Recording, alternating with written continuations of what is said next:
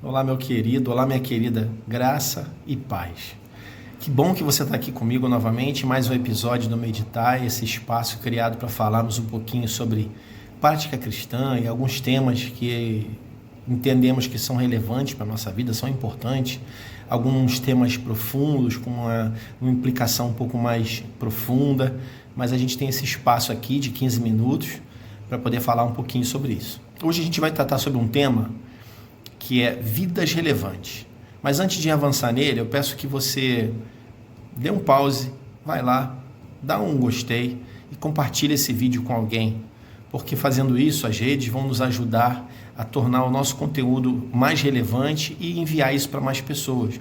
E a intenção é que esses textos, essas mensagens possam chegar em mais vidas e abençoar outros, ok? Voltando para o tema, vidas relevantes. O que é uma vida relevante? A palavra relevante, o sinônimo dela tem a ver com algo valioso, importante, indispensável. A raiz da palavra relevante tem a ver com retirar alguém de um problema. Então, uma vida relevante seria uma vida capaz de abençoar outras, uma vida capaz de suprir, de velar no sentido de cuidado, né? Uma vida capaz de influenciar outras. E a gente vai falar rapidinho sobre isso. Bom, vamos pegar um personagem bíblico, então, que tem essas características e vamos tentar entender um pouquinho sobre ele. Nosso personagem é Lázaro, muito conhecido pela passagem de João 11, ali da ressurreição que Jesus faz. Ele é um homem que vive em Betânia, tem as suas irmãs Marta e Maria. Tudo indica que era um homem de posses, de propriedades, a gente vai entender isso um pouquinho mais à frente. E em algum momento esse homem é acometido por uma doença e ele morre, e Jesus então vem, depois de algum tempo, e faz um milagre poderoso ali. E a gente vai tirar algumas lições de tudo isso para a nossa vida, bem brevemente. Em primeiro lugar, quem era Lázaro? Quem era esse camarada? Quem era essa pessoa, esse personagem relevante para a palavra de Deus, para Jesus? Em primeiro lugar, Lázaro, ele era um elemento de suporte vital para Jesus, para o ministério dele. Vamos entender uma coisa, Jesus, ele era nortista, Jesus veio do norte. As regiões onde Jesus esteve, Cafarnaum, Belém, né, a Galileia, são no norte. Então, toda a parentela de Jesus e uma boa parte do seu ministério, nós vemos ele acontecendo nessa região. Então, mais ou menos talvez umas 3, 4, 5 vezes, né, a gente vê Jesus ali transitando na Judéia, né? E toda vez que Jesus vinha, por exemplo, para Jerusalém, o ponto logístico para ele era justamente Betânia, o lugar onde Lázaro vivia. Betânia era uma aldeia, uma vila, que ficava em torno de 2 quilômetros, menos de 3 quilômetros de Jerusalém. Então era bem pertinho.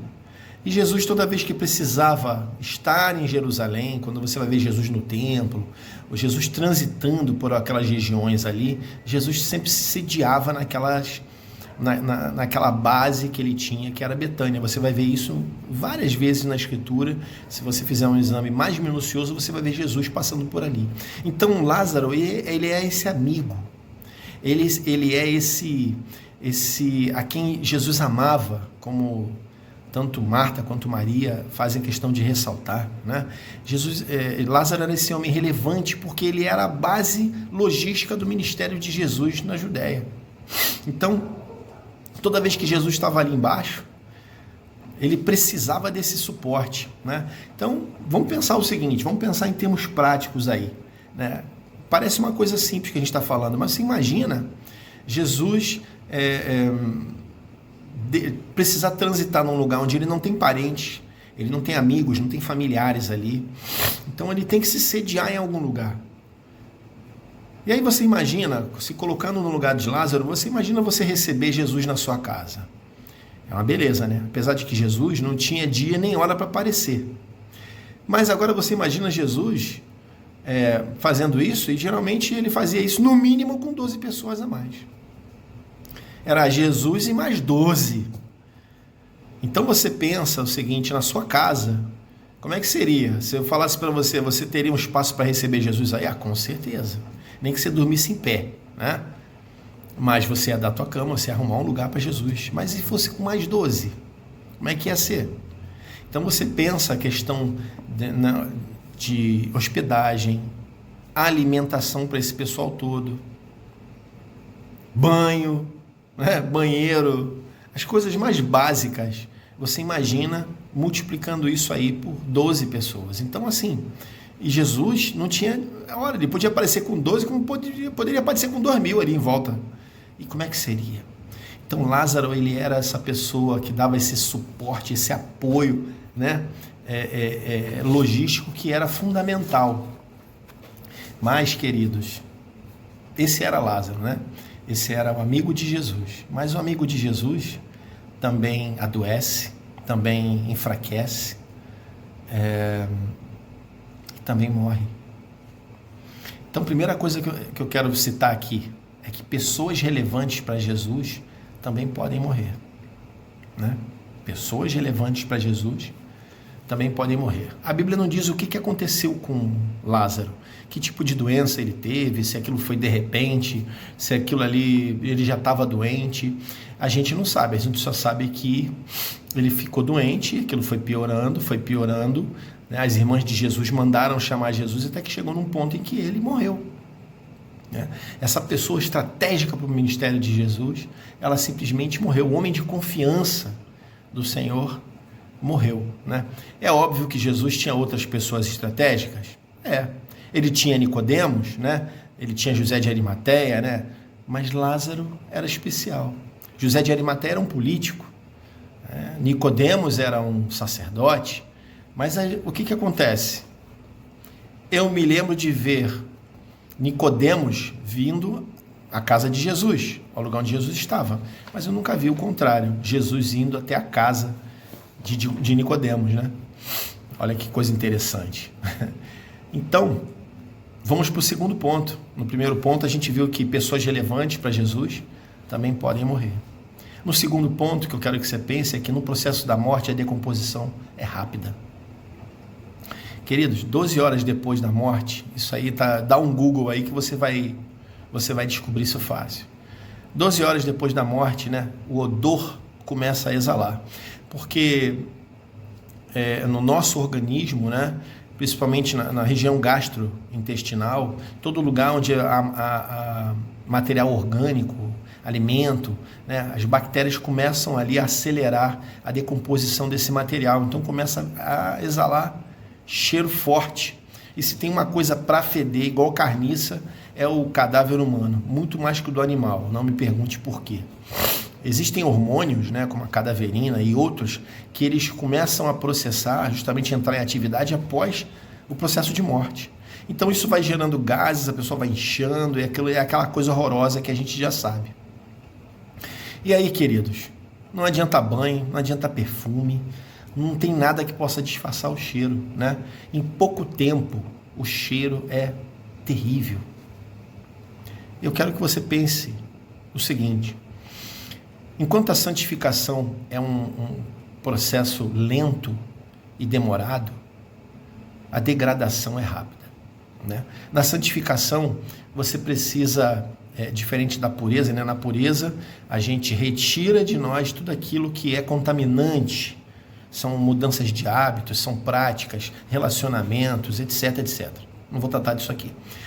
E na santificação, a gente agrega valores espirituais, e coisas e práticas e costumes e hábitos, tudo aquilo que vai nos fazer enlevar a nossa vida em comunhão, né? Na santidade a gente agrega, na pureza a gente tira da gente, não é isso?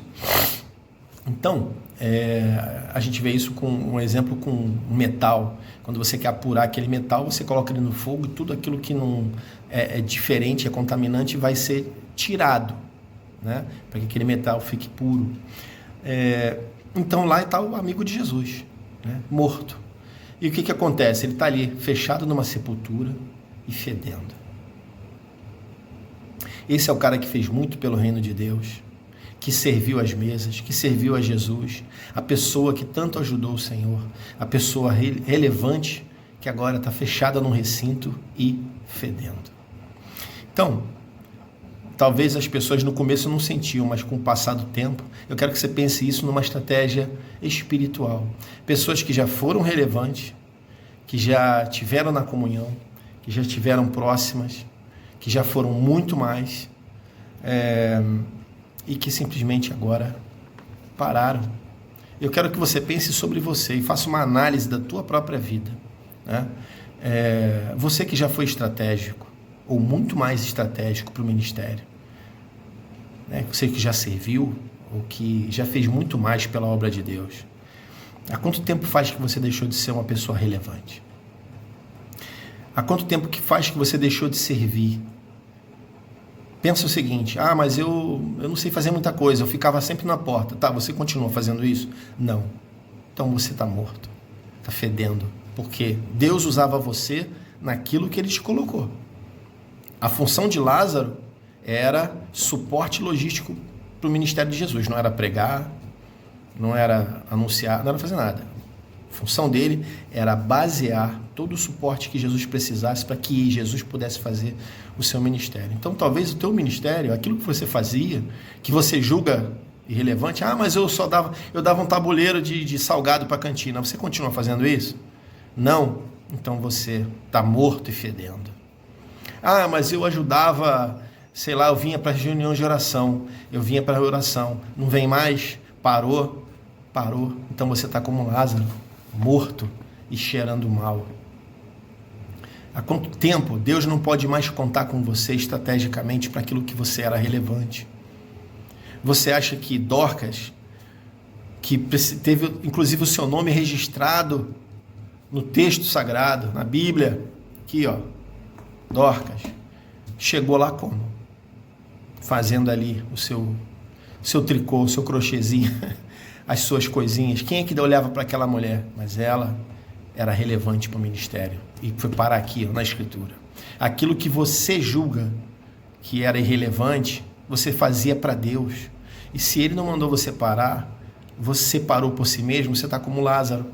Parou, morreu, está cheirando mal, querido.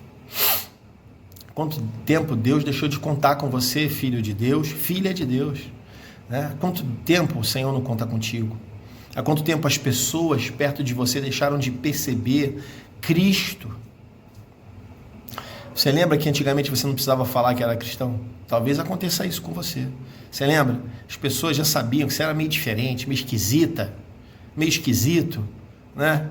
Mas as pessoas sabiam que tinha alguma coisa diferente. E agora? Né? Há quanto tempo o bom perfume de Cristo não está exalando da tua vida? Com Lázaro foram 4 dias, né? 4 dias ele já estava fedendo, bastante. Então, querido, eu quero que você pense bastante sobre isso. Vamos falar do terceiro ponto, porque talvez hoje Deus esteja tratando com você para te dizer cara a cara, né, que você já fez mais para Ele e que você precisa voltar a fazer. Nosso terceiro ponto é que a voz de Deus, a voz de Cristo, pode ser ouvida mesmo depois do processo de morte. Essa que é a parte boa, né? Afinal, Lázaro estava morto ou dormindo? Quando aqueles enviados de Marta e Maria chegaram a Jesus, Jesus estava mais ou menos uns 55 a 60 quilômetros de distância, ele estava do outro lado do Jordão, então ele estava realmente a um dia de caminhada, né? Então eles levaram um dia para chegar lá, e quando falaram com Jesus, Jesus ficou mais 2 dias e depois que voltou. Tem toda uma estratégia que a gente vai abordar num outro Meditai. Mas olha que coisa legal, queridos, a gente já está quase estourando o horário. Quando os discípulos questionam ali, Jesus fala, não, Lázaro dorme. E eles acharam que, tudo bem, se ele dorme, tá tudo bem, né, Senhor? Aí então Jesus vai lá e fala, não, Lázaro morreu. Mas peraí, ele está morto ou ele está dormindo. Porque para nós, na nossa concepção humana, parou de respirar, endureceu, fedeu, está morto. Não é verdade, queridos? Mas na ótica, para Jesus não. Para Jesus ele estava dormindo, né? Aconteceu quando Jesus foi lá curar a filha de Jairo, né? Estava morta. Todo mundo ali, aquele povo ali, pago para poder fazer aquele cerimonial, fazendo aqueles escândalos e toda aquela choradeira. Jesus, vocês estão chorando por quê? A menina dorme. E eles começaram a rir, a debochar. Mas é tudo uma questão de perspectiva. Ninguém está errado. Para os discípulos, está morto. Talvez, para mim e para você, se a gente conhece alguém que abandonou o ministério, que está fraco, que está caído, que está afastado, a gente diz, está morto. Querido, está morto na nossa ótica, mas na ótica de Jesus, ele só está dormindo. Ele pode ser ressuscitado, porque a voz de Cristo pode ser ouvida por um morto. Aleluias. Jesus chegou para aquele cadáver ali e falou, Lázaro, vem para fora. E Lázaro voltou à vida. Porque Jesus Cristo, queridos, ele é o Senhor da vida. Para ele, a voz dele é poderosa. Para ele não tem ninguém adormecido que não possa ser ressuscitado, que não possa ser restaurado. Jesus fez isso com o filho da viúva de Naim. Estava saindo aquele esquife, né, da cidade, daquela vilazinha de Naim ali. O esquife era como você vê aqueles enterros ali árabes, aquela coisa toda. Você vê, geralmente é uma maca de vime, de bambu, o corpo em cima é um lençol. Pronto, é aquilo. A Bíblia diz que Jesus foi lá, parou aquele esquife, tocou nele. E aquele menino, né, ele falou assim, jovem, a ti te digo, levanta-te. E aquele jovem simplesmente levantou e começou a falar. E aí, meus queridos? Já tinha sido até velado, provavelmente estava seguindo, era um cortejo fúnebre, seguindo para o enterro. Já tinha sido velado, estava durinho, fedorento. E Jesus restaurou. Jesus ressuscitou e restaurou. Jesus pode fazer isso com a tua vida se você está fraco, se você está caído, se você simplesmente deixou de servir, deixou de ser relevante. Mas Jesus também pode fazer isso com qualquer pessoa. Você pode ouvir a voz de Deus hoje e ser restaurado. Por isso, querido, acredite, porque para Jesus você pode estar somente dormindo.